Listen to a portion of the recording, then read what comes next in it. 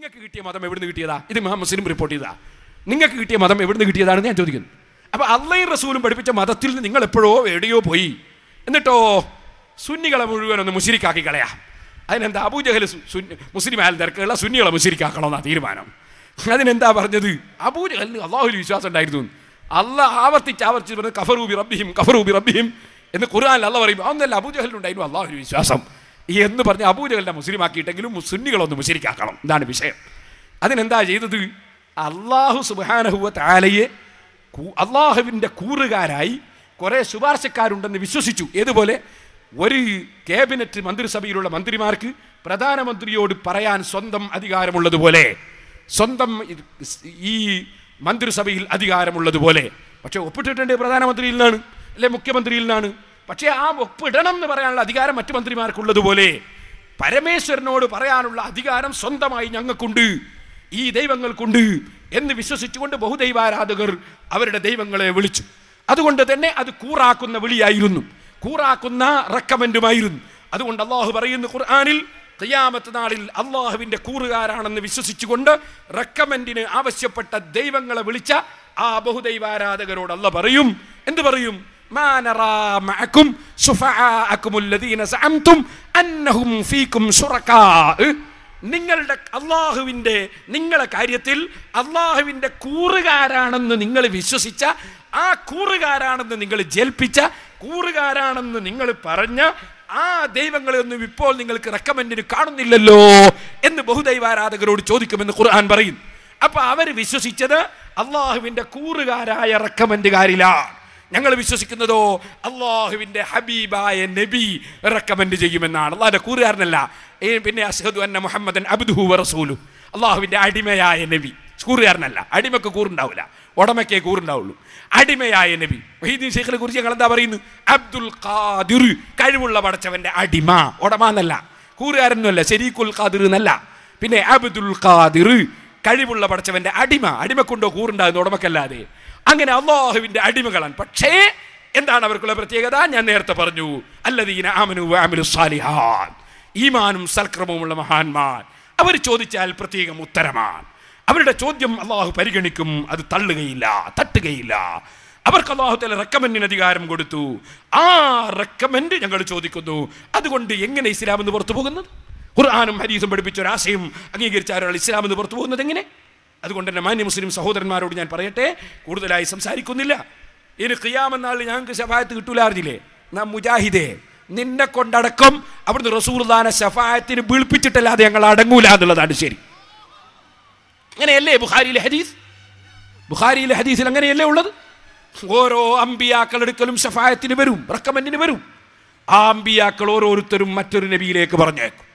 അവസാനം റസൂലുള്ളാഹിന്റെ അടുക്ക് അവരെപ്പോഴാണ് അങ്ങനെയാ പോകുന്നത്? അലാ തദ്ഹബൂന ഇലാ മൻ യസ്ഫഉ ലക്കും ഇലാ റബ്ബിക്കും, റബ്ബിനോട് ശുപാർശ പറയുന്ന, ഒരു റെക്കമെൻഡ് ചെയ്യുന്ന ആളെടുക്കൽ നിങ്ങൾ പോകുന്നില്ലേ എന്ന്.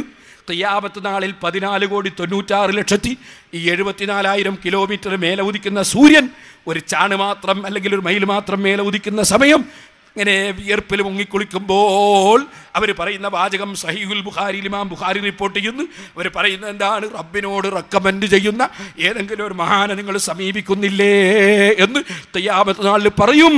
അവിടെ എത്തിയിട്ട് ശിർക്കീന. എന്നിട്ടോ അവിടെ വെച്ച് ആ സമയത്ത് ഫയത്തൂനി, റസൂലുള്ളാഹി പറയുന്നു, ഓരോ നബിമാരും മാറി മാറി ആദം നബി നൂഹ് നബിൻ്റെ അടുക്കലേക്ക് അയച്ചു, നൂഹ് നബി അലൈഹി ഇസ്ലാം ഇബ്രാഹിം നബിൻ്റെ അടുക്കലേക്ക് അയച്ചു. അങ്ങനെ അവസാനം എൻ്റെ അടുക്കലേക്ക് വന്നിട്ട് അവർ പറയാണ്, ഫയഖൂലൂന യാ മുഹമ്മദ് അൻത റസൂലുള്ളാഹ്. എന്നെ സമീപിച്ചിട്ട് മുഅ്മിനീങ്ങൾ പറയുന്നു, ഓ നബിയേ, ഓ മുഹമ്മദ് നബിയേ, അവിടുന്ന് അല്ലാഹുവിൻ്റെ റസൂലല്ലേ, വഖാതിമുൻ നബിയീൻ, അവസാനത്തെ നബിയല്ലേ, വഖദ് ഗഫറല്ലാഹു ലക മാ തഖദ്ദമ മിൻ ദംബിക വമാ തഅഖറ, അങ്ങേക്ക് മുന്തിയ ദോഷമോ പിന്തിയ ദോഷമോ വരാതെ മുന്തുന്നയും പിന്തുന്നയും ദോഷത്തിൻ്റെ ഇടക്ക് അല്ലാഹ് മറയിട്ട് കളഞ്ഞ ആളല്ലയോ, ഒരു തെറ്റും വരാത്തവരല്ലയോ. അതുകൊണ്ട് എന്താ വേണ്ടത്? ഇസ്ഫഅലനാ ഇലാ റബ്ബിക, ഇസ്ഫഅലനാ ഇലാ റബ്ബിക. ഇവിടുന്ന് അതേ അസ്സഫാഅത ഹബ്ലനാ എന്ന് പറഞ്ഞാൽ ശഫാഅത്തുണ്ടാവുകയില്ലെന്ന് പറഞ്ഞ മൗലൈമാരെ, നിങ്ങളടക്കം അവിടെ വെച്ച് പറയേണ്ടി വരും ഇസ്ഫഅലനാ ഇൻദ റബ്ബിക, റബ്ബിൻ്റെ അടുക്കൽ ഞങ്ങൾക്ക് വേണ്ടി തങ്ങളൊന്ന് ശഫാഅത്ത് ചെയ്യണേ, റെക്കമെൻഡ് ചെയ്യണേ. ഇത് പറയുമ്പോൾ ഞാൻ അർശിന്റെ ചുവടെ സുജൂദ് ചെയ്യുന്നു. അല്ലാഹു പറയുന്നു ഇർഫഇ റഅസക യാ മുഹമ്മദ്, ഓ മുഹമ്മദ് നബിയെ തല ഉയർത്തിക്കൂ. സൽ തുത വസ്ഫഅ തുശഫഅ, ഓ നബിയെ തങ്ങൾ റെക്കമെൻഡ് ചെയ്തോ സ്വീകരിക്കും, ചോദിച്ചോ നൽകും എന്ന് അല്ലാഹു പറയുന്നു. ഞാൻ ശഫാഅത്ത് ചെയ്യുന്നു. ഇത് ഇമാം ബുഖാരി റിപ്പോർട്ട് ചെയ്ത ഹദീസിലില്ലേ. എന്നിട്ട് റസൂലുള്ളാഹി പറയുന്നു ഞാൻ മാത്രമല്ല, ശഫാഅത്തിൽ മലായികത്തും മലക്കുകളും റെക്കമെൻഡ് ചെയ്യുന്നു, വന്നബിയൂന നബിമാരും റെക്കമെൻഡ് ചെയ്യുന്നു. പക്ഷെ ആദ്യത്തെ ശഫാഅത്ത് എന്റേതാണ്. വൽ മുഅ്മിനൂൻ, സർവ സത്യവിശ്വാസികളായ മഹാന്മാരും അതേ റബ്ബിനോട് ശഫാഅത്ത് ചെയ്യുന്നു.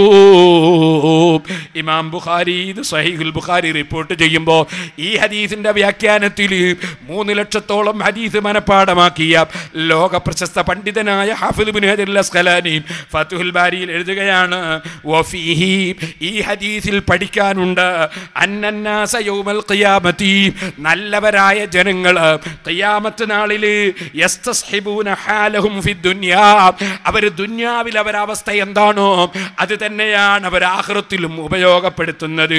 അവർ സഹവസിക്കുന്നത് ദുനിയാവിലെ അതേ കാര്യത്തോടാണ്. അതെന്താണത്? മിനത്തവസ്സുലി ഇലല്ലാഹി ഫീ ഹവായിജിഹിം ബി അംബിയാഇഹിം, അവരെ കാര്യനിർവഹണത്തിന് വേണ്ടി അംബിയാക്കളെ അടയാളന്മാരാക്കുക എന്നത് ദുനിയാവിലും ജനങ്ങൾ ചെയ്യുന്ന കാര്യമാണ്. അത് തന്നെ ആഖിറത്തിൽ വെച്ചും ചെയ്യുന്നു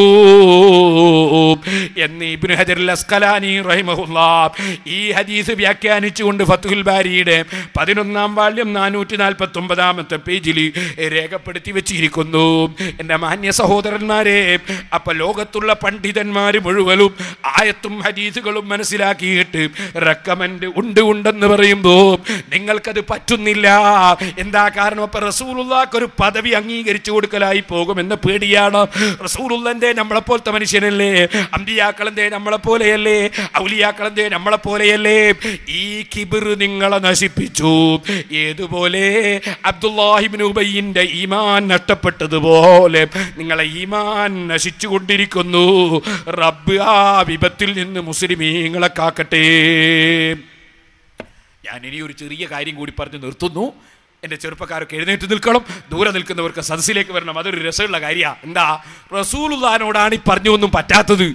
അതുപോലെ അമ്പിയാക്കളെയാ വിളിച്ചുകൂടാത്തത്. നേരെ മറിച്ച് ഉമർ മൗലവിനെ വിളിച്ചാൽ തെറ്റൊന്നുമില്ല. മൗലവിമാർക്ക് ഉമർ മൗലവിനെ വിളിച്ച് ഇസ്തിഗാസ നടത്താം, ഉമർ മൗലവിനെ വിളിച്ച് തവസ്സുലും ചെയ്യാം, മരിച്ചുപോയ ഉമർ മൗലവിയെ എത്രയും വിളിക്കാം, ഉമർ മൗലവിൻ്റെ മൗലൂദും ഓതാം, മാലപ്പാട്ടും പാടാം.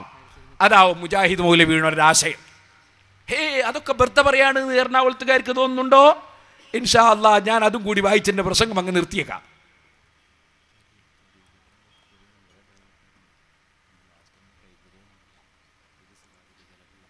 ആയിക്കോട്ടെ,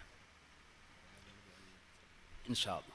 പലരും ദ്വാരക്കാൻ പറഞ്ഞവരുണ്ട്, പലരും സിറാജുലൂദിലേക്ക് നേർച്ച തന്നവരുണ്ട്, തന്നുകൊണ്ടിരിക്കുന്നവരുണ്ട്, തരാൻ വേണ്ടി കൈപ്പിടിച്ചവരുണ്ട്. ഇൻഷാ അല്ലാ ഞാനൊക്കെ വായിക്കോളാം. ഇതൊന്ന് പറഞ്ഞു തീർക്കുകയാണ്. ആയിക്കോട്ടെ, വായിച്ചോ.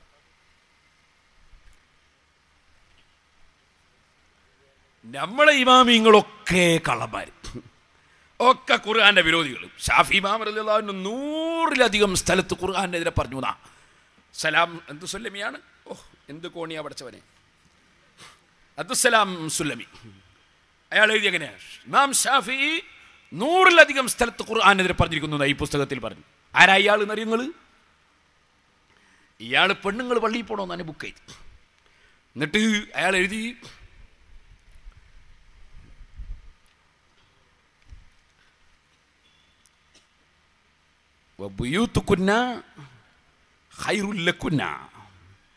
നിങ്ങളുടെ വീടാണ് നിങ്ങൾക്ക് ഖൈർ എന്ന് നബി സല്ലല്ലാഹു അലൈഹി വസല്ലം പറഞ്ഞു.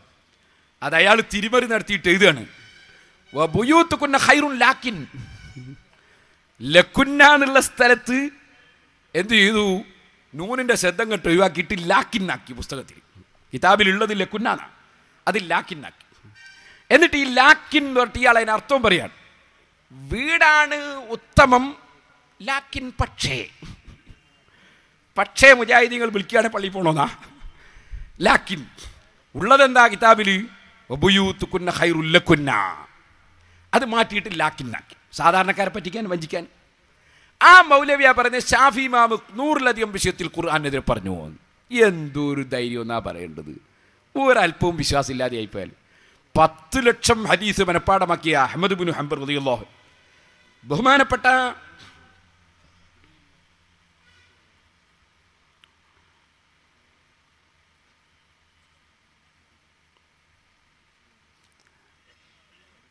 ഇമാം ഷാഫിഈ റളിയല്ലാഹു തആല അൻഹു തങ്ങൾക്ക് വേണ്ടി ദുആ ചെയ്യാതെ ഒരു നിസ്കാരത്തിൻ്റെ ശേഷവും ഒഴിവാക്കിയിട്ടില്ല എന്ന് പറഞ്ഞു. കാരണം അത്ര വലിയ ദീനിന് ഉപകരിച്ച മഹാനാണ് ഇമാം ഷാഫിഈ. ഒരു നിസ്കാരത്തിൻ്റെ ശേഷവും ഞാൻ ഉസ്താദിന് ദുആ ചെയ്യാതെ ഇല്ല. ആ അഹ്മദ് ബിൻ ഹംബൽ ഇമാം ബുഖാരിയുടെ ഉസ്താദാണ്. അപ്പോൾ ഇമാം ബുഖാരിയുടെ ഉസ്താദിൻ്റെ ഉസ്താദാണ്. ബുഖാരിയുടെ തുടക്കം തന്നെ അങ്ങനെ ഹദസനൽ ഹുമൈദിയൂന. ഹുമൈദി എന്ന് പറഞ്ഞാൽ ആരാ? ഷാഫി ഇമാമിൻ്റെ ശിഷ്യനാണ്. ആ ഷാഫി ഇമാമിൻ്റെ ശിഷ്യൻ്റെ ശിഷ്യനാണ്. പല ശിഷ്യന്മാരിൽ നിന്നും പഠിച്ച ആളാണ് ഇമാം ബുഖാരി. ആ ഇമാം ബുഖാരി സഹീഹുൽ ബുഖാരിയിൽ ഖാല ഇബ്നു ഇദ്രീസ് വ മാലിക് ഖാല മാലിക് ഇബ്നു ഇദ്രീസ് ഷാഫി ഇമാം ഇങ്ങനെ പറഞ്ഞു എന്ന് പറഞ്ഞിട്ട് ബുഖാരിയിൽ പല സ്ഥലത്തും രേഖപ്പെടുത്തിയിട്ടുണ്ട്. അങ്ങനെ ഇമാം ബുഖാരിക്കൊക്കെ ഇമാം ഷാഫി വലിയ ആളാ, പറഞ്ഞാലത് തെളിവാ. മൗലവി പറയുന്ന 100ലധികം സ്ഥലത്ത് ഖുർആനെതിരെ പറഞ്ഞ ആളാണ്. ഈ പുസ്തകത്തിൽ മുഹീദ്ദീൻ ഷെയ്ഖിനെ പറ്റി പറഞ്ഞതോ അദീബ് ഈ അൽമനാറിൽ 950 ജൂലൈ യാതൊന്നു കാണുവതു നാരായണ പ്രതിമ എന്ന നാരായണ പ്രതിമ എന്നുള്ള വിശ്വാസക്കാരനായിരുന്നു മുഹീദ്ദീൻ ഷെയ്ഖ്. മുഹമ്മദ് നബി പിന്നെ സാധാരണക്കാരനായിട്ടും പോയി. പിന്നെ ആരാളുള്ളത്? പിന്നുള്ളത് എല്ലാവരെയും പറഞ്ഞ് അള്ളാഹിനെ പറ്റി എന്താ പറഞ്ഞ്? അള്ളാഹ് എല്ലാ ദിവസവും 1-ാം ആകാശത്തിലേക്ക് ഇറങ്ങി വരുമെന്നായിരുന്നു. അള്ളാഹ് എല്ലാ രാത്രിയും അർദ്ധരാത്രിയിൽ തൻ്റെ റബ്ബ് 1-ാം ആകാശത്തിലേക്ക് ഇറങ്ങി വരുമെന്നായിരുന്നു. അപ്പോൾ ഒരു പഠിക്കുന്ന കുട്ടി, കോളേജിൽ പഠിക്കുന്ന ഒരു കുട്ടി ചോദിച്ച്, ഇന്ത്യയിൽ അർദ്ധരാത്രി ആകുമ്പോഴാണോ വരിക അല്ലെങ്കിൽ അമേരിക്കയിൽ അർദ്ധരാത്രി ആകുമ്പോഴാണോ എന്ന് ചോദിച്ചു. മുജാഹിദ് മൗലവിമാർ അൽമനാറിൽ എഴുതി വെച്ചതാണേ. 988 സെപ്റ്റംബറിൽ ഈ അൽമനാറിൽ അർദ്ധരാത്രി ആകുമ്പോൾ എന്ത് ചെയ്യൂ? അള്ളാഹു തആല 1-ാം ആകാശത്തിലേക്ക് ഇറങ്ങി വരുമെന്നായിരുന്നു. തൻ്റെ റബ്ബ് ആകാശത്താണ് എന്നൊക്കെ പറഞ്ഞിട്ട് പറയും. എല്ലാ രാത്രിയും അള്ളാഹു 1-ാം ആകാശത്തിലേക്ക് ഇറങ്ങി വരും. അപ്പോൾ അമേരിക്കയിൽ രാത്രിയാകുമോ അല്ലെങ്കിൽ ഇന്ത്യയിൽ രാത്രിയാകുമോ എന്ന് ചോദിച്ചു. അപ്പോഴത് പഠിപ്പിക്കുന്ന മാഷി അപ്പോഴാണ് ആലോചിക്കുന്നത്, ഓ ഇങ്ങനെ ഒരു ചോദ്യം വരുമല്ലോ, ഇതിപ്പോൾ എന്താ പറയുക? അതിങ്ങനെ രാത്രി തന്നെ ഓരോ സെക്കൻഡ് ഓരോ സ്ഥലത്ത് രാത്രിയാവുമല്ലോ, ഉരുണ്ട ഭൂമിയല്ലേ. ഒരു സ്ഥലത്ത് രാത്രിയായി, ഒരു മിനിറ്റ് കഴിയുമ്പോൾ ഓരോ സ്ഥലത്തായി, ഒരു മിനിറ്റ് കഴിയുമ്പോൾ അങ്ങനെ ഒട്ടായ രാത്രി എപ്പോഴും ഉണ്ടാവുമല്ലോ. അപ്പോൾ അള്ളാഹ് എന്താ ചെയ്യുക? എല്ലാ നാട്ടിലും എത്തണ്ടേ, എല്ലാവർക്കും ഉള്ളൊരു അള്ളല്ലേ. അപ്പോൾ അള്ളാഹ് എന്താ ചെയ്യേണ്ടത്? അള്ളാഹ് ഇങ്ങനെ കറങ്ങന്നെ, രാത്രി എല്ലാ സ്ഥലത്തും എത്താനും ഭൂമി കറങ്ങന്നെ. ഈ രൂപത്തിൽ അള്ളാഹിനെ കുറിച്ചും പറഞ്ഞു. ഇനി ഇവരെന്താ പറയേണ്ടത്? എന്നിട്ട് ഇപ്പം ഇവർ നമ്മളെ മുശ്രിക്കാക്കാൻ നടക്കുകയാണേ. ഞാനിത് പറഞ്ഞു വരുന്നത് എല്ലാ വിധത്തിലും പിഴച്ച്. കർമ്മങ്ങളോ നിസ്കാരത്തിൻ്റെ ഫർദ് മാറ്റിയാവുന്ന ഇപ്പം വായിക്കാൻ സമയമില്ലാത്തതുകൊണ്ട് ഞാൻ പറഞ്ഞില്ല. ഒരു ബുക്കിൽ 9, വേറൊരു ബുക്കിൽ 10.5, വേറൊന്നിൽ 13.5, അങ്ങനെയായി നിസ്കാരം പോക്കി. ഒതുവിൻ്റെ കാര്യം അത് അതിനേക്കാളും പൊക്കി. ഒതു മുറിയുന്ന കാര്യം സുബ്ഹാനല്ലാഹ് പെണ്ണുങ്ങൾ തൊട്ടാൽ അത് മുറിയുന്നില്ല. കോയക്കുട്ടി ഫാറൂഖിൻ്റെ എൻ്റെ ബുക്ക് എഴുതി എൻ്റെ അടുത്തുണ്ട്. അതിലയാൾ പറയുന്നു, വായു പുറപ്പെട്ടാൽ ഒതു മുറിയണമെങ്കിൽ എന്ത് വേണോ? ഭയങ്കര ശബ്ദം വേണോ, അല്ലെ ഭയങ്കര വാസന വേണോന്നാ. ഇതില്ലെങ്കിൽ മുറിയൂല. കാരണം അയാൾ ആലോചിച്ചപ്പോൾ ഒരു പിടുത്തം കിട്ടുന്നില്ല. കാരണം ഒതുവെടുത്തത് മുഖത്തും കൈക്കും തലക്കും കാലിനുമാണ്. അങ്ങപ്പുറത്തെങ്ങാനും ഒരു കാറ്റ് പോയി ഇവിടെ എങ്ങനെ ഒതുമുറിയാന്ന്. അപ്പം അത് പിടുത്തം കിട്ടുന്നില്ല. മതൊക്കെ യുക്തിവാദമാണല്ലോ. അപ്പോൾ അതിന് പിടുത്തം. അപ്പോൾ പിന്നെ ഉപ്പർ കണ്ടുപിടിച്ച് ശബ്ദം ഉണ്ടെങ്കിൽ ചേട്ട് കൂടി കയറുമ്പോൾ ഇവിടുത്തെ ഒന്ന് മുറിയുമല്ലോ, മണം ഉണ്ടെങ്കിൽ മൂക്ക് കൂടി കയറുമ്പോൾ ഇവിടെ ഉള്ളത് അതും മുറിയുമല്ലോ. ഇത് രണ്ടും ഇല്ലെങ്കിൽ മുറിയൂല. അങ്ങനെയാണ് പാസ്സാക്കിയത്. എന്താണ് സുബ്ഹാൻ. ഇതൊക്കെ എൻ്റെ കയ്യിലുള്ള ബുക്ക് ചെയ്യുമ്പോൾ വായിക്കാൻ നേരമില്ലാത്തതുകൊണ്ട് വായിക്കുന്നില്ല എന്നേ ഉള്ളൂ. ഈ രൂപത്തിൽ നോമ്പിന് പറഞ്ഞ് നിങ്ങൾ ഖുറാഫികൾ പറയും പോലെ ഒന്ന് നോമ്പ് വെക്കണ്ടേ? എന്താ ഖുറാഫികൾ പറയുന്നത് കേട്ടോളി.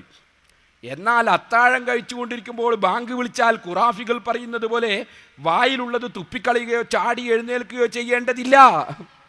അപ്പോൾ അത്താഴം കഴിച്ചുകൊണ്ടിരിക്കുമ്പോൾ സുബഹി ബാങ്ക് കേട്ടാൽ ചാടി എണീക്കുകയും വേണ്ട, വായിലുള്ളത് തുപ്പയും വേണ്ട. പിന്നെന്താ വേണ്ടി? നന്നായിട്ട് അങ്ങ് ഇറക്കുക തന്നെ, നന്നായിട്ട് കഴിക്കുക തന്നെ. ഇത് ശബാബ്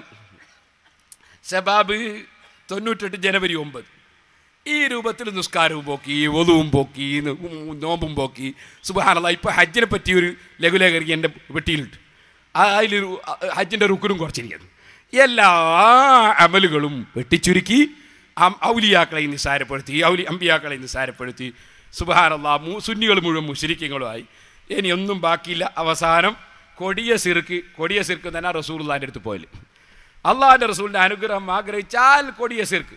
സെൽസബിയിൽ 984 ഒക്ടോബറിൽ ഉമർ മൗലവി പറയാണ്, എന്താണ് സുബ്ഹാനല്ലാഹ്, ഹജ്ജിന് പോയാലും മദീനത്തും കൂടി പോകുന്ന പതിവ് പിൽക്കാലത്ത് തുടങ്ങി. ഹജ്ജിന് പോയാലും മദീനത്തും കൂടി പോകുന്ന പതിവ് പിൽക്കാലത്ത് തുടങ്ങി. എന്നാൽ ആ പോക്ക് 2 വിധത്തിലാവുന്നു. മദീനത്തെ പള്ളിയിൽ നിസ്കരിക്കുന്നത് അതിപുണ്യമായതുകൊണ്ട് അള്ളാഹുവിൻ്റെ പൊരുത്തവും അനുഗ്രഹവും കാംക്ഷിച്ചു പോവുക. ഇവരെല്ലാം ബ്രെയിൻ എന്താ പറ്റിയെന്ന്. മക്കയിലെ മസ്ജിദുൽ ഹറാമിൽ നിസ്കരിച്ചാൽ ഉണ്ടാകുന്നതിൻ്റെ 10-1 പ്രതിഫലം മാത്രമേ മദീനത്തെ പള്ളിയിൽ നിസ്കരിച്ചാൽ കിട്ടുള്ളൂ. അപ്പോൾ മക്കയിൽ പോയാൽ പിന്നെ ഇവർ മദീനയിൽ പോകുന്നത് എന്തിനറിയോ? മക്കയിൽ 1 കോടിയാണെങ്കിൽ മദീനയിൽ 10 ലക്ഷം, മക്കയിൽ 10 ലക്ഷം ആണെങ്കിൽ മദീനയിൽ 1 ലക്ഷം. ഈ 10-1 കിട്ടാൻ വേണ്ടി മദീന പള്ളിയിലേക്ക് പോകുന്നതെന്നാണ് പറയുന്നത്. എന്തിന്? അതിപുണ്യമുള്ളതുകൊണ്ട്. അതിപുണ്യം എന്താ? 10-1. അപ്പം മക്കയിൽ പോയ ആൾ മദീനത്തേക്ക് പോകുന്നത് എന്തിനാണ്? അവിടെ പോയാൽ 10-1 കൂലി കിട്ടുന്നൊരു പള്ളി കിട്ടൂ. മക്കയിലെ പള്ളി 10 ഇരട്ടി കൂലി കിട്ടുന്നതാണ്. ഈ 10 ഇരട്ടി കൂലി കിട്ടുന്ന സ്ഥലത്ത് മുജാഹിദീങ്ങൾ മദീനത്ത് പോകുന്നത് എന്തിനാ? 10-1 കിട്ടുന്ന പള്ളിയിലേക്ക് വന്ന് 10% കിട്ടുന്ന പള്ളിയിലേക്ക് പോവുകയാണ്. കാരണം അതിപുണ്യമാണ് 10%. ഏടുന്ന കണക്ക് പഠിച്ച് പിന്നെ ഇവർക്ക് ആ ഖുർആൻ ഹദീസും മനസ്സിലാകും. ഒരു കണക്കും കൂടി മനസ്സിലാകാത്തവർക്കാണ് ഖുർആൻ ഹദീസും മനസ്സിലാകുന്നത്. എന്നിട്ട് ഇയാൾ പറയാം അതിന് വേണ്ടി പോലുണ്ട്. അതാ പറയുന്നത്, നിസ്കരിക്കുന്നത് അതിപുണ്യമായതുകൊണ്ട് അള്ളാഹുവിൻ്റെ പൊരുത്തവും അനുഗ്രഹവും കാംക്ഷിച്ചു പോവുക. ഇത് മുവഹിദുകളുടെ നിലപാടാകുന്നു. മുവഹിദ് എന്ന് വെച്ചാൽ മുജാഹിദീങ്ങൾ. രണ്ടാമത്തേത് നബിയുടെ അനുഗ്രഹം കാംക്ഷിച്ചു പോകുക. ഇത് ശിർക്കിൻ്റെ ദുസ്വഭാവമാകുന്നു. നബിയുടെ അനുഗ്രഹം ആഗ്രഹിച്ചാൽ ശിർക്കായി. സുബ്ഹാനല്ലാഹ്, അതിനെ സംബന്ധിച്ച് അയാൾ പറയുന്നു, ഏത് ജാതി ശിർക്കാന്നറിയോ? ഈ ശിർക്ക് മാന്യവായനക്കാരെ പ്രവാചകന്റെ അനുഗ്രഹം കാംക്ഷിക്കുക എന്ന് പറഞ്ഞല്ലോ, അതാണ് ശിർക്ക്. കഠിനമായ ശിർക്ക്, ബിംബാരാധനേക്കാളും കടുത്ത ശിർക്ക്. റസൂലുള്ളാഹിന്റെ അനുഗ്രഹം കാംക്ഷിച്ചാൽ ബിംബാരാധനേക്കാളും കടുത്ത ശിർക്ക്. അല്ലാഹ് പറയുന്നു, വമാ അർസൽനാക ഇല്ലാ റഹ്മത്തൽ ലിൽ ആലമീൻ. ആലമീൻ എന്ന് പറഞ്ഞാൽ റസൂലുള്ളാഹിന്റെ കാലത്ത് മാത്രം ജീവിച്ചിരിക്കുന്നവർക്ക് ആലമീൻ എന്ന് പറയാം. അൽഹംദുലില്ലാഹി റബ്ബിൽ ആലമീൻ എന്ന് പറഞ്ഞാൽ നബിയുടെ കാലത്ത് ജീവിച്ചിരിക്കുന്നവരുടെ റബ്ബ് എന്നാ? നബിയുടെ കാലത്ത് ജീവിച്ചിരിക്കുന്നവരുടെ റബ്ബ് എന്നാണോ റബ്ബിൽ ആലമീൻ എന്ന് പറഞ്ഞാൽ? മറിച്ച് ഖിയാമത്ത് നാൾ വരെയുള്ള ജനങ്ങൾക്കും മുമ്പ് കഴിഞ്ഞു പോയവർക്ക് എല്ലാവർക്കും എന്നല്ലേ റബ്ബുൽ ആലമീൻ എന്ന് പറഞ്ഞാൽ? അങ്ങനത്തെ റബ്ബ് എന്നല്ലേ? അതുപോലെ റഹ്മത്തുൽ ലിൽ ആലമീൻ എന്ന് പറഞ്ഞാലോ ഏത് കാലത്ത് ജീവിക്കുന്ന എല്ലാവർക്കും അനുഗ്രഹമാണ് മുഹമ്മദ് നബി എന്നല്ലേ? എന്നിട്ട് അല്ലാഹു വേറൊരു സ്ഥലത്ത് റഊഫുർ റഹീം അതും പറയുന്നു, റഹ്മത്ത് ചെയ്യുന്ന ആളാണ് മുഹമ്മദ് നബി. അത് ആഗ്രഹിച്ച ശിർക്കാണ് ഉമർ മൗലവി.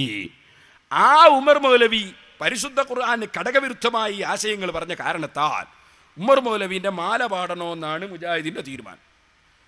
പിന്നെയോ ഉമർ മൗലവിൻ്റെ മൗലൂദ് ഓതണോ? റസൂലുള്ളാഹിന്റെ മൗലൂദേ ശിർക്കുള്ളൂ. നിങ്ങളറിയോ, ഇപ്പം അടുത്ത് നമ്മളവിടെ വന്നിട്ട് മുജാഹിദ് പ്രസംഗിച്ച് ഒരു MLA പോയിട്ട് ഒരു അമ്മേനെ പൊത്തിപ്പിടിച്ച്, ഒരു MLA പോയിട്ട് സ്വന്തം പെറ്റമ്മാനല്ല വേറെ ഒരു മതത്തിൽ ദൈവമായി കൊണ്ട് നടക്കുന്ന ഒരു അമ്മയെ പോയിട്ട് ആ ആൾ ദൈവത്തെ പോയിട്ട് പിടിച്ച് ചുംബിച്ച്. അതിനെ സംബന്ധിച്ച് മുജാഹിദ് കുറ്റ്യാടി വന്നിട്ട് പ്രസംഗിക്കുകയാണ്, അതിനൊക്കെ ഉത്തരവാദി സുന്നികളാണ്. എന്നാൽ പിന്നെ ഞങ്ങളല്ലേ ആദ്യം പോകേണ്ടത്? എന്നാൽ സുന്നികളായ ഞങ്ങളല്ലേ പോകേണ്ടത്? ഞങ്ങളല്ല അതിൻ്റെ ഉത്തരവാദി ആരാന്നറിയോ? നിങ്ങളെ മുജാഹിദ്. നിങ്ങൾ 971 നവംബറിലെ നിങ്ങളെ സെൽസബീലിൽ എഴുതി, ഒരാൾ നെറ്റിത്തടം വെച്ചുകൊണ്ട് ഒരു ബിംബത്തിൻ്റെ വിഗ്രഹത്തിൻ്റെ അടുക്കൽ സുജൂദിൻ്റെ രൂപത്തിൽ കിടക്കുന്നത് കണ്ടാൽ അയാൾ മുശ്രിക്കാണെന്ന് പെട്ടെന്ന് പറയരുത്. പോയി വായിച്ചു നോക്ക് സെൽസബീലുണ്ടോ ഇല്ലേ. 971 നവംബറിലെ സെൽസബീൽ. ഒരു വിഗ്രഹത്തിൻ്റെ അടുക്കൽ നെറ്റിത്തടം വെച്ചുകൊണ്ട് സുജൂദിൻ്റെ രൂപത്തിൽ കിടക്കുന്നത് കണ്ടാൽ അയാൾ പെട്ടെന്ന് മുശ്രിക്കാണെന്ന് പെട്ടെന്ന് പറയരുത് എന്ന് നിങ്ങൾ എഴുതി വെച്ചു. അത് കണ്ടപ്പോൾ വിഗ്രഹത്തിന് തന്നെ സുജൂദ് ചെയ്താൽ മുശ്രിക്കാവില്ല, പിന്നെ അമ്മേനെ പൊത്തി പിടിച്ചാൽ എന്താ എന്ന് ഏതോ ഒരു MLA തെറ്റിദ്ധരിച്ച്. പിന്നെ ഞങ്ങളെ പ്രസംഗം കേൾക്കേണ്ട MLA മാരും മന്ത്രിമാരും നമ്മൾ വിളിച്ചായിട്ട് അവർ വരികയില്ല.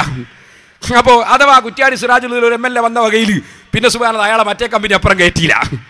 അപ്പോൾ ആ രൂപത്തിലാകുകയും ചെയ്തു. അതുകൊണ്ട് അവർക്കിത് പഠിക്കാൻ സമയം കിട്ടിയില്ല. അള്ളാഹ് അവരെയും നന്നാകട്ടെ. അപ്പം ഞാൻ പറഞ്ഞു വരുന്നത് നിങ്ങൾ ആലോചിക്കാനാണ്.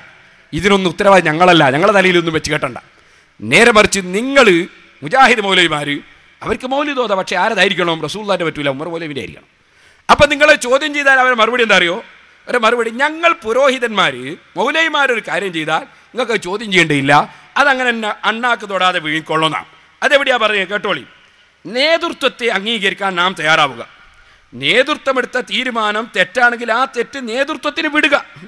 പരലോകത്ത് അള്ളാഹുവിൻ്റെ മുന്നിലെത്തുമ്പോൾ റബ്ബേ ഈ നേതൃത്വം പറഞ്ഞതിൻ്റെ അടിസ്ഥാനത്തിലാണ് ഞങ്ങൾ അങ്ങനെ പിന്തുടർന്നത്, ഞങ്ങൾക്ക് അറിഞ്ഞുകൂടായിരുന്നു. ഈ പണ്ഡിതന്മാരായിരുന്നു ഞങ്ങളെ വഴിപിഴപ്പിച്ചെന്ന് പറയുക. അത് ഏറ്റെടുക്കാൻ കേരള ജമിയത്തുൽ ഉലമ തയ്യാറായിരിക്കും എന്ന് ഞാൻ പ്രഖ്യാപിക്കട്ടെ. അപ്പൊ മുജാഹിദിന്റെ ജമിയത്തുൽ ഉലമ പറയുന്നത്, നിങ്ങൾ ഇതൊന്നും നോക്കണ്ട, ആഖിറത്ത് പറഞ്ഞാൽ ഞങ്ങളാണ്, അത് ഞാനായിക്കോളൂ. ഇത് നിങ്ങൾ എഴുതിയില്ലേ മുജാഹിദ് പ്രസ്ഥാനത്തിന്റെ ഭിന്നിപ്പ് കാരണങ്ങളും വസ്തുതകളും പേജ് 15. നിങ്ങൾ ഭിന്നിച്ചതിന്റെ കാരണങ്ങളെ പറ്റി നിങ്ങൾ എഴുതിയ ബുക്ക് തന്നെയല്ലേ ഇതുള്ളത്? നിങ്ങളെ നേതാക്കന്മാർ പറഞ്ഞ എങ്ങനെയാ? നിങ്ങൾ പഠിച്ചവൻ്റെ അടുത്ത് എത്തിയാൽ ഒന്നും പറയണ്ട, കേരള ജമിയത്തുൽ ഉലമയുടെ ആൾക്കാർ പറഞ്ഞാന്ന് പറഞ്ഞാൽ മതി. ഇത് തന്നെയല്ലേ ക്രിസ്ത്യാനികൾ പറയുന്നത്, അച്ഛന്മാർ പറഞ്ഞാന്ന് പറഞ്ഞാൽ മതി. ഈ അച്ഛന്മാർക്ക് പുറത്തു കൊടുക്കാനുള്ള അധികാരം ക്രിസ്തു മതത്തിലല്ലാതെ ഞങ്ങളുടെ മതത്തിൽ എവിടുന്ന് വന്നു? അത് ഞങ്ങൾ ഇസ്ലാം മതത്തിൽ എവിടുന്ന് വന്നു? ഈ അച്ഛന്മാർക്ക് പുരോഹിതന്മാരെ ഏർപ്പാട് അത് ക്രിസ്തു മതത്തിലുണ്ടാകാം, അവരുടെ മതം അവർ കൊണ്ടുപോയിക്കൊള്ളേ, നമ്മൾ വിഷയമല്ല. നേരെ മറിച്ച് ഇസ്ലാമിന്റെ പേരിൽ നിങ്ങൾ എന്തിനു ഈ പൗരോഹിത്യം പ്രചരിപ്പിക്കണം ഇവിടെ? ഇനി ഞാൻ നിങ്ങളോട് പറയട്ടെ, അത് നിങ്ങൾക്ക് കാണാം. അൽമനാറിലൊരു സ്ഥലത്ത് പറഞ്ഞ് ശിർക്ക് ചെയ്യുന്നവരുമായുള്ള വിവാഹബന്ധം പറ്റൂല. എന്നാ 1-ാം നമ്പർ മങ്കൂസോ എന്ന ഒരു ചെറുപ്പക്കാരനെ കിട്ടിയാലും മുജാഹിദിന്റെ പെണ്ണിനെ കൊണ്ടുപോയി കെട്ടിച്ചു കൊടുക്കുന്നത് കാണാം. അപ്പൊ എന്താ, അത് മൗലവിമാരെ ഏറ്റെടുത്തില്ലേ? ഖാദിയായിട്ട് മൂപ്പരല്ലേ വന്നത്? മൗലവിമാരെ ഏറ്റെടുത്തില്ല, മൗലവിമാരല്ലേ ഏറ്റെടുക്കാൻ പോവുകയാണ്. ഒക്കെ പാതിരിന്റെ മുമ്പിൽ പോയി പറഞ്ഞാൽ മതി. പഠിച്ചവൻ്റെ അടുത്ത് എന്ത് പറഞ്ഞാൽ നമ്മൾ കേരള നിയമത്തിൽ പറഞ്ഞിരിക്കുന്നു എന്ന് പറഞ്ഞാൽ മതി. ഇത് എന്ത് മതമാണ് എന്നാണ് ഞാൻ ചോദിക്കുന്നത്. ഇനി നിങ്ങൾ നോക്ക്, ഇവരവസാനം ഇപ്പം എന്തായിന്നറിയോ? ഉമർ മൗലവിയുടെ മൗലൂദ് ഉണ്ടാക്കി. ഇത് മുജാഹിദിൻ്റെ അത്തൗഹീദ്. ഈ അത്തൗഹീദ് 2004 ജനുവരി റസൂലുള്ളാഹിന്റെ മൗലൂദൊക്കെ ശിർക്കന്നെ. ഉമർ മൗലവിൻ്റെ മൗലൂദായത്. മൗലൂദിന് ബൈത്തും ഉണ്ട്, അതിൻ്റെ പിന്നെ ഹദീസ് രണ്ടും ഉണ്ടാവുമല്ലോ. അതിന് നമ്മൾ ഹദീസ് എന്നാ പറയുക, ഇങ്ങനെ കുറേ സംസാരങ്ങൾ ഉണ്ടാവും. അപ്പോൾ ഈ ഇതാ ഖസീദത്തുൻ ഫീ റസാഇ ശൈഖ് ഉമർ അഹമ്മദ് മലൈബാരി. കാന ശൈഖ് ഉമർ അഹമ്മദ് മലൈബാരി ദാഇയത്തൻ കബീറൻ സഹയാത്തി ലിഖിദ്മത്തിദ്ദീൻ. ഹദീസ് വായിക്കാണ്, ഉമർ മൗലവിൻ്റെ മൗലൂദിൻ്റെ ഹദീസാണ്. وعالما جريئا جاهد باللسان والقلم عداء الحق دون أن يخاف لومة لائم ولا أن يخضع للمآينة والمداهنة. ഇങ്ങനെ പറഞ്ഞിട്ട് ഉമർ മൗലവിയുടെ മൗലൂദ്. ആ മൗലൂദ് ഇങ്ങനെ ഹദീസ് കഴിഞ്ഞിട്ട് പിന്നെ ബൈത്താണ്. ബൈത്ത് എങ്ങനെയാണ് തുടക്കമെന്നറിയോ? മകുന്തു ആമുലു റിഹ്ലതം മിൻ ദാരി മിൻ ബഅദി മർകബികൽ അഖീരി മദാരി എന്ന് പറഞ്ഞിട്ട് മൗലൂദ് തുടങ്ങി. ആ മൗലൂദിൽ പിന്നെ ഉമർ മൗലവിനെ സംബന്ധിച്ച് പറയുന്നു, വിശദീകരിച്ചൊക്കെ പറഞ്ഞപ്പോൾ സമയം പോവും.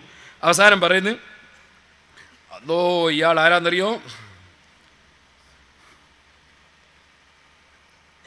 അഹ്സൻത ഉമർ മൗലവിനെ വിളിക്കാൻ, മൗലൂദിക്കോട് ഇവനെ വിളിയുണ്ടല്ലോ, യാ കർമൽ ഖൽക്കൊക്കെ ചെല്ലില്ലേ, അവരെ വിളിക്കാൻ. അഹ്സൻത യാ സിഹിരി ബിഖൗലിക വഹദിയൽ ഹദാദി നദ്മൻ ബാലിഗൽ മിഅയാരി എന്ന് യാ സിഹിരി എന്ന് വിളിച്ച്, അത് വിളിച്ചിട്ട് പിന്നെ ഇങ്ങോട്ട് വിശദീകരിച്ചിട്ട് പറയണം. ഒക്കെ പറഞ്ഞപ്പോൾ സമയം വളരെ പോവും, ഞാൻ വായിച്ചു പോവാൻ.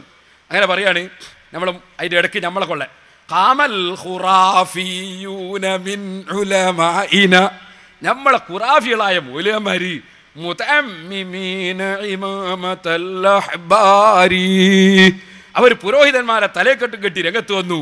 എന്നിട്ട് മൗലവിമാരെന്ത് ചെയ്തു? ലല്ലു അളല്ലുന്നാസ ബിൽ ഔളാഇ ലൗ അലാ അദ്ബരിഹിം യുവാരി എന്ന് പറഞ്ഞ് നമ്മളെ ആലിമീങ്ങളെ കുറ്റം പറഞ്ഞു മൗലൂദിൽ. പിന്നെ ഇയാളെ പറ്റി പറയാണ്, ഇയാൾ ആരാന്നറിയങ്ങൾ? ഇയാൾ അല്ലാഹു അംബതഹു നബാതൻ സാലിഹ മുതനസ്സിഹൻ അൻ കുല്ലി ഫിസ്ഖിൻ സാരി, ജീവിതത്തിൽ ഒരൊറ്റ തെറ്റും വരാത്ത പരിശുദ്ധനായ മഹാനായി ഉമർ മൗലവി അല്ലാഹു തആല വളർത്തിയെടുത്തു. ഹത്താ ഇദാ മാ ജദ്ദ വന്ദമ്മ ഇലാ ശൈഖിൽ മശായിഖ് കാതിബിൽ മലബാരി, അങ്ങനെ ശൈഖന്മാർക്ക് ശൈഖായ കാതിബുൽ മലബാരി എന്ന കെ.എം. മൗലവിൻ്റെ അടുക്കൽ അയാൾ എത്തിച്ചേർന്നു. ഇപ്പം കെ.എം. മൗലവി ശൈഖന്മാരെ ശൈഖ്, ഉമർ മൗലവി വലിയ ശൈഖും. അങ്ങനെ ശൈഖന്മാരെ ശൈഖായ കെ.എം. മൗലവിൻ്റെ അടുക്കൽ ശൈഖ് ഉമർ മൗലവി എത്തിച്ചേർന്നു. എന്നിട്ട് ഇതിൻ്റെ എല്ലാ ശൈഖന്മാരും കൂടി എന്താ ചെയ്ത് നോക്കാം. ഫകഅന്നമാ അൻതൽ മുഹാജിറു സാബിഖ, അപ്പോൾ ശൈഖായ ഉമർ മൗലവി ഒരു മുഹാജിറായ സഹാബിയെ പോലെയായിരുന്നു.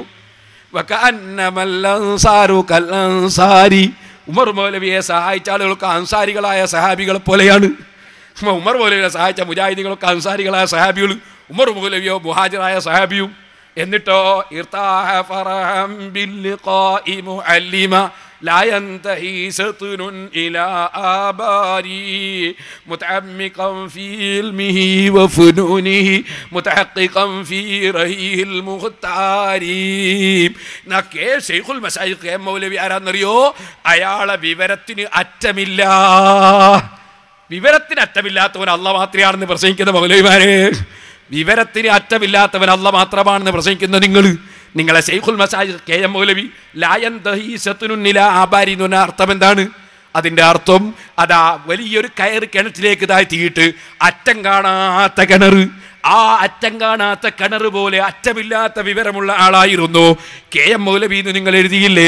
മുഹീദ്ദീൻ ശൈഖ് റളിയല്ലാഹു അൻഹു അതറിഞ്ഞു ഇതറിഞ്ഞു എന്ന് പറഞ്ഞാൽ കുപ്പിയകത്തുള്ള വസ്തുവിനെ പോലെ കാണും ഞാൻ നിങ്ങളെ കൽബകം എന്ന് പറഞ്ഞാൽ നിങ്ങൾ പറഞ്ഞില്ലേ അത് ശിർക്കായി പോയി എന്ന്. അറ്റമില്ലാത്ത ഇൽമുള്ള ആളാണ് നിങ്ങളെ ശൈഖുൽ മശായിഖ് KM മൗലവി എന്ന് നിങ്ങൾ പറഞ്ഞില്ലേ?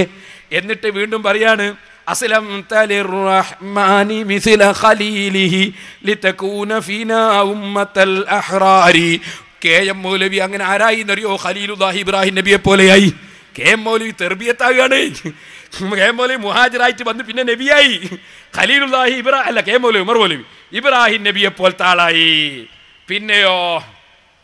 പിന്നെങ്ങനെ വിശദീകരിച്ചിട്ട് പറയാണ്, ഇയാളിങ്ങനെ വിശദീകരിച്ച് അല്ലോ ഇത് പറഞ്ഞാൽ നേരം പോവും. ഇങ്ങനെ അവസാനം പറയാം,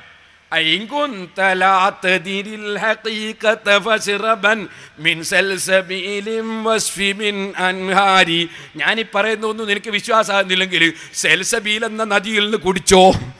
സെൽസബീൽ എന്ന് പറഞ്ഞ നദി എന്ന് പറഞ്ഞാൽ ഞാൻ നേരത്തെ വായിച്ചില്ലേ, ബിംബത്തിന് ആരാ സുജൂദ് ചെയ്താലും മുശ്രിക്കാണെന്ന് പറയരുത് എന്ന് പറഞ്ഞാൽ ആ സെൽസബീൽ നോക്കി വായിച്ച് പഠിച്ചോ എന്നാ പറയുന്നത്. എന്നിട്ടോ പിന്നെ അക്രിം ബി ഖൽഖിൻ സാനഹു അഖ്ലാഖു ഉമറുൽ ജവാദി മതാമിയൽ അഖ്ദാരി.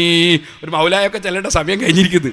മൗലൂദ് ഓതിയിട്ട് അവസാനം പറയാ അയാളെ ബഹുമാനം പിന്നെയും പറയാണ്, തറത്തബീബു അലി മിനൽ അജ്മാനി ലിയഊദ വാലിദഹു മഅസ്സുവാരി. അജ്മാൻ എന്നൊരു സ്ഥലമുണ്ട് UAE-യിൽ. അജ്മാനിന്ന് ഡോക്ടർ അലി പാറി വന്നു എന്ന് പറഞ്ഞു. ഈ ഉമർ മൗലവിനെ വളരെ സഹായിച്ച ഡോക്ടറാ. അയാൾ പറന്ന് വന്നു എന്നാണ് അജ്മാനെന്ന്. കൂട്ടത്തിൽ അലി ഇയാളെ സഹായം ഇനിയും കിട്ടണമല്ലോ, അപ്പം അയാളെ മൗലൂദും കൂടി കൂട്ടിയാണ്, ജീവിച്ചിരിക്കുന്ന ആളെ മൗലൂദും കൂടി കിടക്കട്ടെ വെച്ചാണ്. എന്നിട്ട് പറയാൻ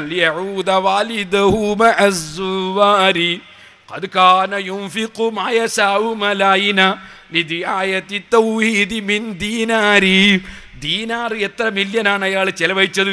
ഇതിങ്ങനെ പറഞ്ഞിട്ട് പറയാണ് അവസാനം പറയുന്നത്, മൗലവിമാര് മുഴുവനും അവരുടെ പുസ്തകത്തിൽ എഴുതി വെച്ചിരിക്കുന്നു, ശബാബിൽ എഴുതി വെച്ചിരിക്കുന്നു, റസൂലുള്ള ജീവിച്ചിരിക്കുന്ന ആളാണെന്ന് പറയരുത്, റസൂലുള്ള ജീവിച്ചിരിക്കുന്ന ആളാണെന്ന് പറയരുത്. എന്നാൽ ഇതിൽ ഉമർ മൗലവിനെ സംബന്ധിച്ച് പറയുന്നു,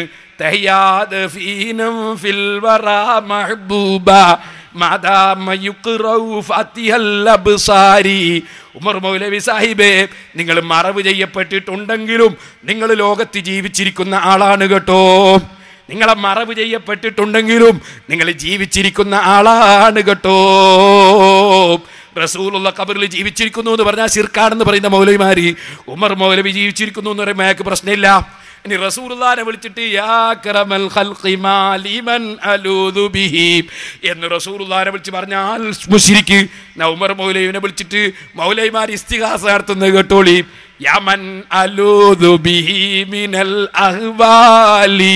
പ്രശ്നങ്ങൾ ഉണ്ടാകുമ്പോൾ ഞങ്ങൾക്ക് ചെന്ന് ചേരാനും അഭയകേന്ദ്രവുമായിട്ടുള്ള മൗലവി സാഹിബേ, പ്രശ്നങ്ങൾ ഉണ്ടാകുമ്പോൾ അഭയം തേടാനുള്ള മൗലവി സാഹിബേ, മുതദർരി അന്നദിനു മിനൽ ഖഹാരി, ഖഹാറായ റബ്ബുമായി അടുക്കാൻ വേണ്ടി ഞങ്ങൾ താഴ്മയോടുകൂടെ അഭയം തേടുന്ന മൗലവി സാഹിബേ, അന്തല്ലദീ ഔജത്തനി ആവൈതനി തതൽ മിളല്ലത്തി ലുബതൽ അഖ്ദാരി.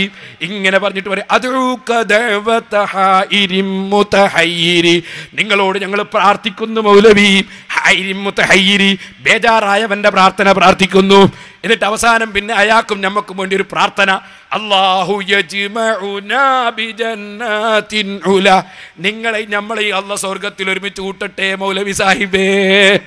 അപ്പൊ അല്ലാഹു യജ്മഉനാ എന്ന് അല്ലാഹുവിനോട് പറയുന്നതിന് മുമ്പ് ഉമർ മൗലവിനെ വിളിച്ചിട്ട് യമൻ അലൂദു ബിഹി എന്നിങ്ങനെ പറയുകയാണ്. ഞാനിങ്ങനെ പറയാൻ കാരണം നാളെ ചിലപ്പോൾ മൗലവിമാർ പറയും അത് അള്ളാഹിനോട് പറഞ്ഞതാണ്. അള്ളാഹിനോട് പറഞ്ഞാണെങ്കിൽ പിന്നെ അല്ലാഹു യജ്മഉനാ എന്നല്ലല്ലോ പറയേണ്ടത്, യാ അല്ലാഹു യജ്മഉ എന്നല്ലേ പറയേണ്ടത്. അപ്പൊ അള്ളാഹിനോട് പറഞ്ഞ് അല്ലാഹു യജ്മഉനാ എന്ന് പറഞ്ഞിട്ട് അതങ്ങനെ ഗൈബത്തിന്റെ ദമീർ കൊടുത്ത് പറഞ്ഞു. അതിന് മുമ്പ് മുഴുവനും മുജാഹിദിന്റെ മൗലവിനെ വിളിച്ച് ഇസ്തിഗാസയും പ്രാർത്ഥനയും നിങ്ങളെ തൗഹീദ് എന്ന പുസ്തകത്തിൽ ഉമർ മൗലവിന്റെ പേരിൽ നടത്തി. എന്നാൽ ഉമർ മൗലവിന്റെ പച്ച മലയാളത്തിലുള്ള മാല കേൾക്കണോ? അത് ഇസ്ലാഹി പത്രത്തിൽ ഏപ്രിൽ 2000 അതുണ്ട്, അന്തമൊയിനൊക്കെ ഉണ്ട്. അതൊക്കെ ഇപ്പോൾ തീർത്ത് വായിക്കാൻ സമയമില്ല. എല്ലാ വിഷയത്തിലും സഹായിക്കുന്ന ആളാന്നൊക്കെ അതിൻ്റെ മുമ്പിലുണ്ട്. ഇരിക്കട്ടെ. ഉമർ മൗലവി അങ്ങനെ തന്നെ വലിയ പഠിച്ചവനാണല്ലോ. ഇങ്ങനെ ഉമർ മൗലവിൻ്റെ ഫോട്ടം വെച്ചിട്ടുള്ള മാല, നമ്മളാരും ഫോട്ടം വെച്ച് മാലയല്ല, കള്ളത്തിരിക്കത്തേറല്ലാതെ ഫോട്ടം വെച്ചുള്ള മാല. ആ മാല എങ്ങനെ കേട്ടോളി. മർഹൂം കെ ഉമർ മൗലവി സ്വർഗത്തിലേക്കു കുതിച്ച ഹോ ചേതന. ഉമർ മൗലവി സ്വർഗത്തിലേക്ക് ഒരൊറ്റ കുതിക്കല. അതാരാ കണ്ട്? നമ്മളെ മൗലവിമാരെ വാദം എന്താ? അറിയൂല, മറിഞ്ഞ കാര്യം അറിയൂല. ഉമർ മൗലവി സ്വർഗത്തിലേക്ക് കുതിച്ചു എന്ന് പറഞ്ഞാൽ അത് മറിഞ്ഞ കാര്യമല്ലേ മൗലവിമാരെ?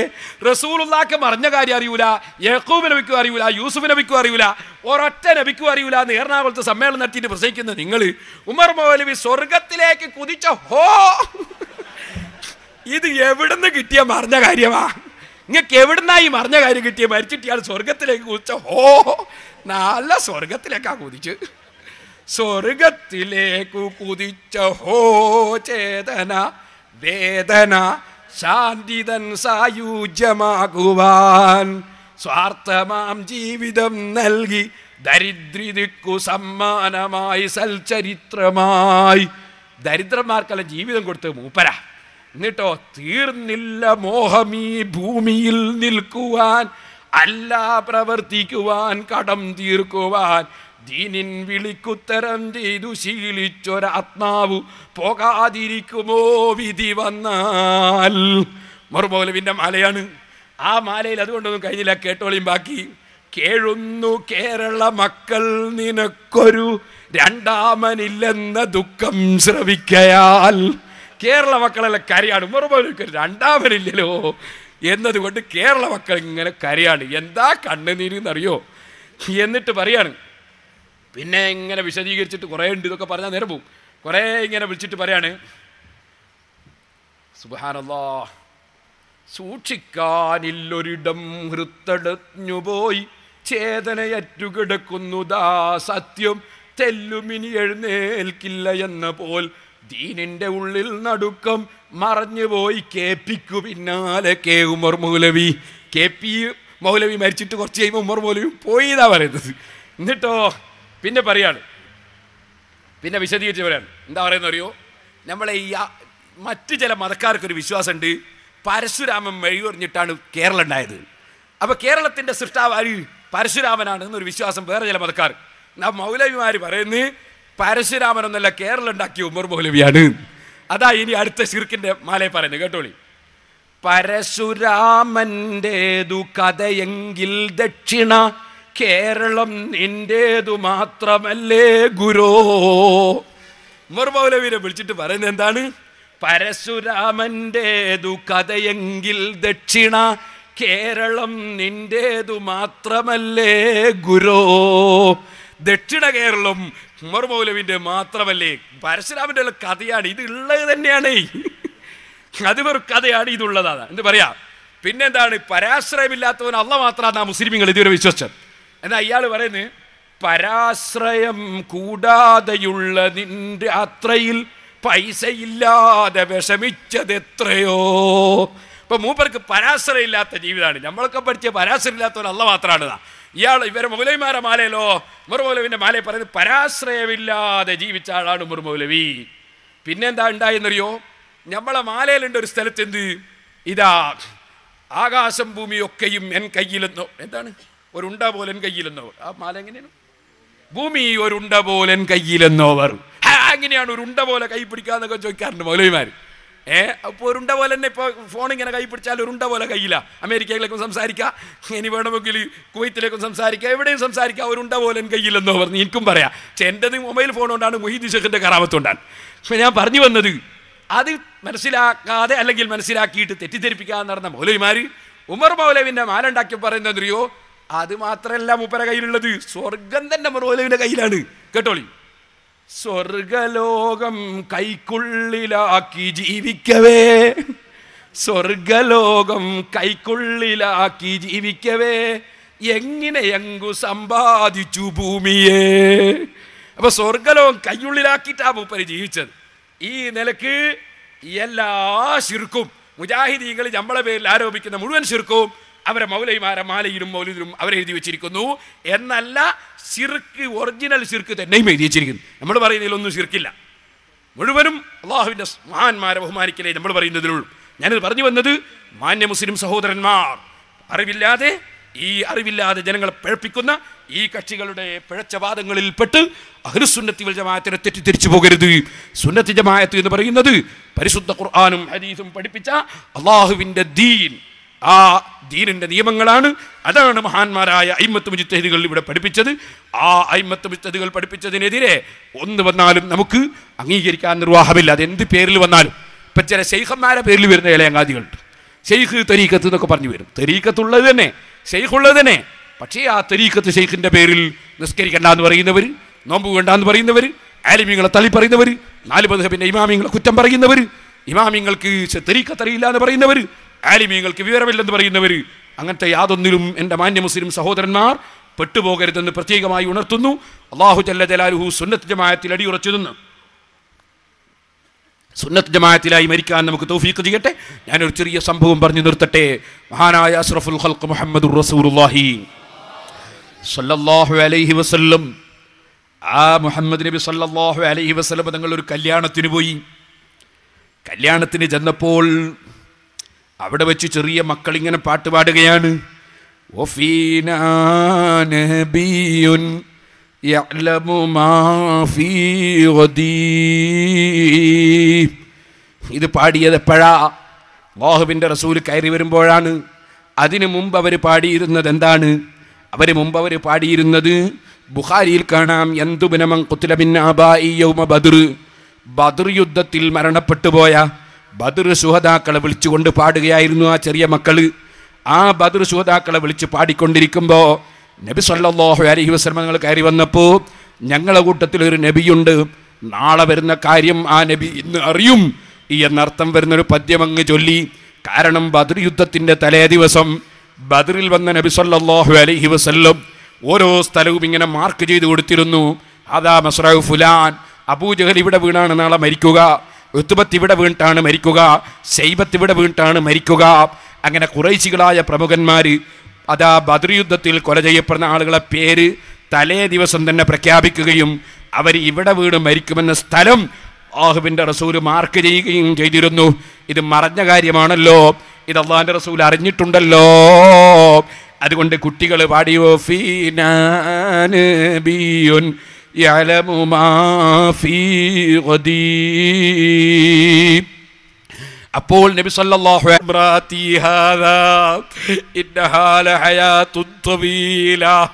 ഈ കാരക്ക മുഴുവനും തിന്നു തീരുന്നത് വരെ ജീവിച്ചാൽ അതൊരു നീണ്ട ജീവിതമല്ലേ? അല്ലാഹു സ്വർഗത്തിലേക്ക് ഓടിച്ചെല്ലാനല്ലേ പറഞ്ഞത്? അതും വലിച്ചൊരു കൊടുത്തിട്ട് മുസ്ലിമീങ്ങളെയും ഇസ്ലാമിനെയും നശിപ്പിക്കാൻ വന്ന എതിരാളികളിലേക്ക് ചാടിയിറങ്ങി ഘോരമായ പോരാട്ടം നടത്തി തങ്ങൾ ഷഹീദായി മരണപ്പെട്ടു പോയി. ഞാനും ബദറിൽ പോയി, ഈ അടുത്ത പോക്കിലും ഞാനും പോയി. താജുൽ ഉലമാ ഉള്ളാൾ തങ്ങൾ, അല്ലാഹു അവർക്ക് ദീർഘായുസ്സും ആഫിയത്തും നൽകട്ടെ, തങ്ങളും ഉണ്ടായിരുന്നു. ഞാൻ മുമ്പ് ബദറിൽ പോയപ്പോൾ കണ്ടിട്ടുണ്ട് മെഹ്റുൽ ഹുമാം തങ്ങളുടെ പേര് അവിടെ എഴുതി വെച്ചിട്ടുണ്ട്, ശുഹദാക്കളെ പേരെഴുതി വെച്ച സ്ഥലത്ത്. എന്നാൽ അതേ ബദറിൽ തന്നെ ശുഹദാക്കളുടെ മഖ്ബറ അതൊരു പ്രത്യേകം ബൗണ്ടറിയാക്കി തിരിച്ചിട്ടുണ്ടായിരുന്നു. ഈ വർഷം ചെന്ന് നോക്കുമ്പോൾ ആ തിരിച്ച സ്ഥലവും അതാ കല്ലുകൾ പൊട്ടിച്ച് അവിടെയും തകർത്തി എവിടെയാണെന്നറിയാത്ത രൂപമാക്കി കളഞ്ഞു. ഈ പുത്തൻവാദികൾ നാശങ്ങൾ എവിടെയൊക്കെയാ വലിച്ചിട്ടത്? മുസ്ലിമീകൾക്കൊരു സിയാറത്ത് ചെയ്യുമ്പോൾ ബദ്ർ ശുഹദാക്കൾ ഇന്ന സ്ഥലത്തുണ്ടെന്നറിയാനുള്ള വകുപ്പ് പോലും മയച്ചു കളഞ്ഞില്ലേ ഈ കക്ഷികൾ? എന്നിട്ട് ഈ കക്ഷികളെയും പേറി നടക്കണമെന്ന് പറയുന്ന സുന്നികളുമില്ലേ? അല്ലാഹു അവർക്ക് സുന്നത്ത് ജമാഅത്ത് മനസ്സിലാക്കി കൊടുക്കുമാറാകട്ടെ. സഹോദരന്മാരെ, അതുകൊണ്ട് ഹക്ക് മുറുകെ പിടിച്ച് ജീവിക്കണമെന്നും സ്വർഗത്തിന് വേണ്ടി നരകത്തിൽ നിന്നുള്ള മോചനത്തിന് വേണ്ടി ഏറ്റവും ഉപരി റബ്ബിന്റെ പൊരുത്തത്തിന് വേണ്ടി നമ്മൾ സജീവമായി സുന്നത്ത് ജമാഅത്തിന്റെ പ്രവർത്തനം നടത്തണമെന്നും എൻ്റെ സഹോദരന്മാരോട് മുഴുവനും എന്നോടും ഉണർത്തി ഞാൻ എൻ്റെ വാക്കുകൾ അവസാനിപ്പിക്കട്ടെ. അർഹമുർ റഹീമീനായ അൽ മലിക്കുൽ ജബ്ബാറായ രാജ സയ്യിദായ റഹ്മാനേ, ഞങ്ങളെ മജ്ലിസ് നീ ദുആ കിജാബത്തുള്ള മജ്ലിസാക്കണം പൊരുത്തപ്പെട്ടതാക്കണം റഹ്മാനേ. ഞങ്ങളെ സർവ്വ അമലുകളും ഞങ്ങളെ സദസ്സും നീ പൊരുത്തപ്പെട്ടതാക്കണം റഹ്മാനേ.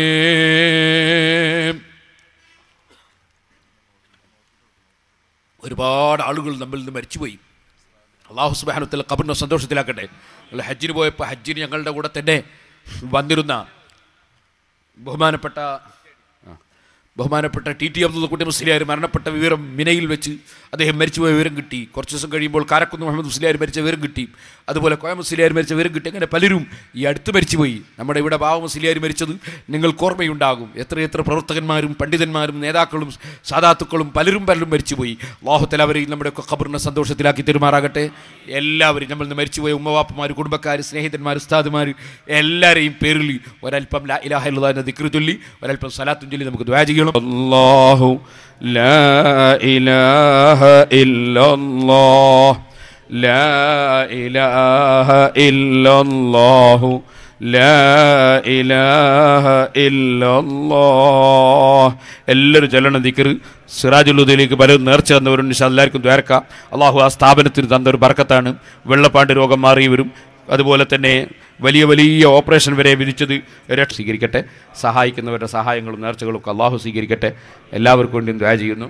കുറച്ച് കലണ്ടറില്ലേ തീർന്നോക്കോ, കലണ്ടർ ഇങ്ങോട്ട് എടുത്താൽ ഇൻഷാ അല്ലാഹ് ഞാൻ ദ്വാ കഴിഞ്ഞിട്ട് കൊടുക്കാം, ആളുകൾ ബുദ്ധിമുട്ടുണ്ട്. അൽഹംദുലില്ലാഹി റബ്ബിൽ ആലമീൻ ഹംദൻ യുവാഫി നിഅമഹു യുകാഫിഉ മസീദ. اللهم صل وسلم وبارك على رسولك وحبيبك سيدنا محمد وعلى آله وصحابه سيدنا ومولانا محمد. അർഹമുറാഹിമീനായ അൽ മലിക്കുൽ ജബ്ബാറായ രാജസയ്യിദായ റഹ്മാനെ, മിസ്കീന്മാരായ ഞങ്ങൾ ചൊല്ലിയ സ്വലാത്ത് നിൻ്റെ ഹബീബായ നബി സല്ലല്ലാഹു അലൈഹി വസല്ലമ അവിടുത്തെ മഹനീയ ഹദറത്തിൽ നീ എത്തിക്കണം റഹ്മാനെ. അവിടുത്തോടുള്ള സ്നേഹം ഞങ്ങളെ ഖൽബിൽ നീ ഏറ്റിത്തരണം റഹ്മാനെ. അവിടുത്തെ ശുപാർശ കൊണ്ട് ദുന്യാവും ആഖിറവും ഞങ്ങൾക്ക് നീ രക്ഷപ്പെടുത്തണം റഹ്മാനെ. അർഹമുറാഹിമീനായ റബ്ബേ, ഞങ്ങൾ ചൊല്ലിയ തഹ്ലീലുകൾ, ഞങ്ങളെ വിട്ട് പിരിഞ്ഞു പോയ ഏതെല്ലാം നേതാക്കളുണ്ടോ, അനുയായികളുണ്ടോ, സ്നേഹിതന്മാരുണ്ടോ, ഉമ്മവാപ്പമാർ, കുടുംബക്കാർ, ഭാര്യാസന്താനങ്ങൾ, ബന്ധപ്പെട്ടവർ, അനുയായികൾ, അയൽവാസികൾ, സ്നേഹിതന്മാർ, ഞങ്ങളെ സ്ഥാപനങ്ങളെയും സംഘടനകളെയും സഹായിച്ചവർ ആരെല്ലാം മരിച്ചുപോയവരുണ്ട് അവരെല്ലാവരുടെ ഖബറിലും നീ എത്തിക്കണേ റഹ്മാനേ.